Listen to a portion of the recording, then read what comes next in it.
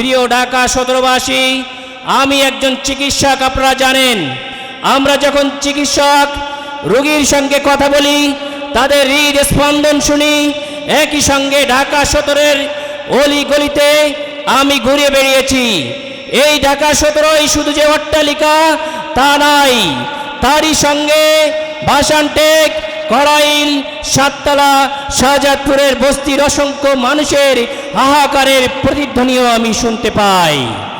প্রিয় এলাকাবাসী, আমি চিকিৎসক হিসেবে যখন রোগীকে রোগ ডায়াগনোসিস করি, সেই অনুযায়ী চিকিৎসা করি। এই চিকিৎসা যদি ভুল হয় তাহলে রোগী অনেক সময় মারা যায়।